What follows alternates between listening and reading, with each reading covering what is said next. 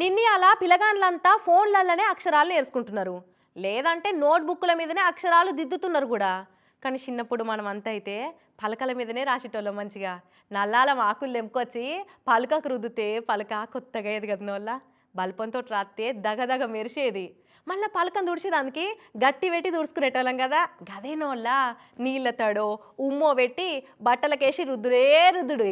ఇక బల్పాలు కొన్నింటిని రాసినందుకు పడితే ఇంకొన్నింటిని మంచిగా పిప్పరమెంట్ నవ్వినట్టు నవ్వుతుంటే మంచిగా అనిపించేది కదా బల్పాలు తింటుంటే.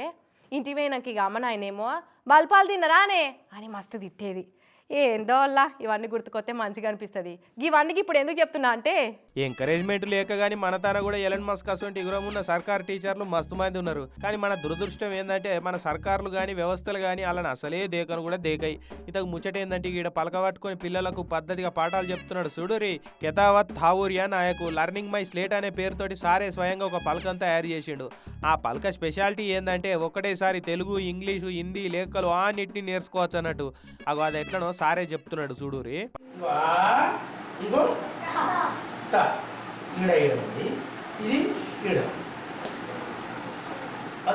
మంచిగుంది కదా. పలక మీదనే అన్ని అక్షరాలు, నెంబర్లు, వర్ణమాలు అంతా పెట్టిండు. దాంతో పిల్లగాళ్ళు అల్కగా నేర్చుకుంటారు అన్నట్టుగా. చదవాలి చిన్నోడా, పలక మీద ఉంటుంది చిన్నోడా, అచ్చుల హల్లుల పాఠమో తెలంగాణ చిన్నోడా, అచ్చుల హల్లుల పాటరో పాడి చెప్పాలి చిన్నోడా. సంగారెడ్డి జిల్లా అత్నూర మండలం నాగారం జెడ్పీహెచ్ఎస్ స్కూల్లో సారు సోషల్ టీచర్గా కొలువు చేస్తున్నాడు. నా పలకను అన్ని బళ్ళల్లో పెడితే పిల్లగాళ్ళు మంచిగా ఇష్టంతో కష్టం లేకుండా చదువుకుంటారని చెప్తున్నాడు. ఒక విద్యార్థి ఎక్కడి దాకా వెనుకబడి ఉన్నాడో టక్కున గుర్తించడానికి దాంట్లో స్కోప్ ఉంది. ఇప్పుడు గుణింతాలు రావట్లేదా, ద్విత్వాక్షరాల దగ్గర వెనుకబడుతుందా, ఎక్కడ వెనుకబడి ఉన్నాడు అనేది వెంటనే విద్యార్థికి ఐడెంటిఫై టీచర్ చేసుకోగలుగుతాడు. దాంట్లో మొన్న 15 ఆగస్టు నాడు పెట్టిన ఎగ్జిబిషన్లో ఈ పలకను మంత్రి రాజనరసింహ సార్ కూడా చూపెట్టిండట.